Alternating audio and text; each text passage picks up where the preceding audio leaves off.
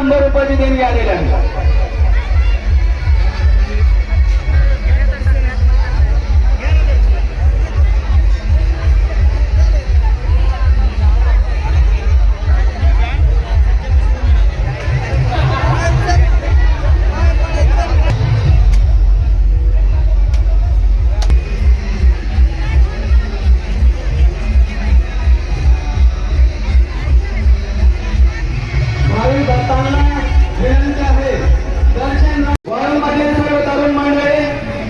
यात्रा सोसायटीचे सर्व सदस्य आपल्या सर्वांच्या वतीनं आदरणीय जयदेव साहेब यांचं भैरवनाथ यात्रा उत्सव समितीच्या वतीने सहर्ष स्वागत.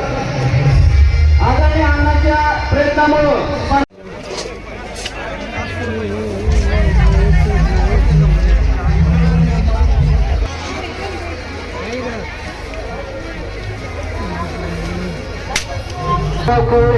यांच्याकडून देखील 101 रुपये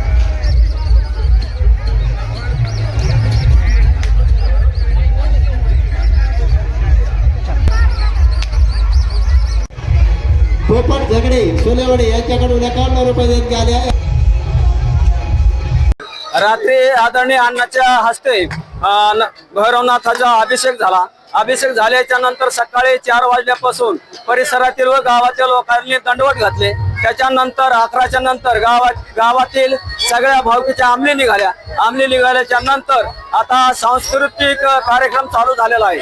आणि संध्याकाळी मंगरूळचा मानाचा फड येणार आहे. मंगरूळचा मानाचा फड आल्याच्या नंतर केळसांगीचा फड, चिखलीचा फड, हिंगणीचा फड, जामगावचे फड येऊन ढोल ताशे आणि सांस्कृतिक कार्यक्रमाच्या आनंद उत्सवामध्ये सांस्कृतिक कार्यक्रम साजरा करून हे भैरवनाथाची यात्रा आनंदामध्ये साजरा केली जाते. सालाबाद प्रमाणे यावर्षीही सालाबाद प्रमाणे खूप आनंदाच्या वातावरणामध्ये ही यात्रा ही सुरू केलेली आहे, संपन्न होत आहे.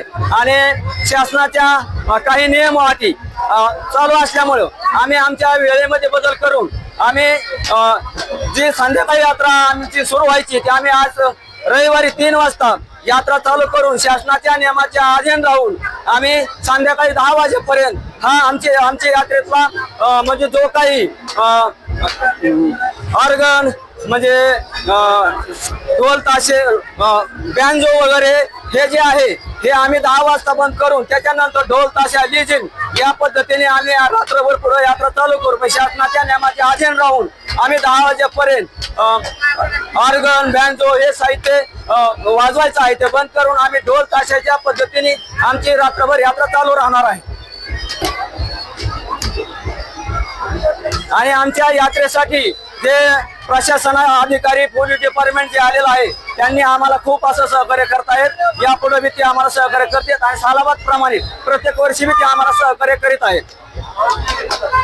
मी गावकरी या नात्याने या गावचा प्रमुख आणि माजी सरपंच या नात्याने मी त्यांचा आभार मानतो. आमच्या गावामध्ये जे मुंबई पुन्हा बाहेर बेंगलोर कुठं बाहेर गेलेले लोक जे असतात ते यात्रेला गावाकडे येतात. सोमवारी संध्याकाळी हगामा होतो. हगामाच्या नंतर रात्री 10 वाजेपर्यंत पालखीचा छबिना होतो आणि यात्रेची सांगता होते. यात्रा संपते. मग यानंतर येणाऱ्या बाहेर गावून येणाऱ्या यात्रेचे हार्दिक स्वागत करतो. देवस्थान ही जागृत देवस्थान आहे. महाराष्ट्रातून पूर्ण पब्लिक येत आहे व त्यांचं मी आभार मानत आहे. आज 12 वाजल्यापासून यात्रा चालू झालेली आहे. दुपारी आंबील निघल्यानंतर 20 वर्षाचा पारंपरिक पडलेला नृत्याचा कार्यक्रम या वर्षापासून चालू झाला व उद्याच्याला 4 वाजता हगामा असतो. हगामा झाल्यानंतर यात्रेचा समारोप होतो आणि सरपंच या नात्याने आभार मानतो. तालुक्यातून व जिल्ह्यातून हगाम्यासाठी मल्ल्याने हजेरी लावावी ही सर्वांना विनंती आहे.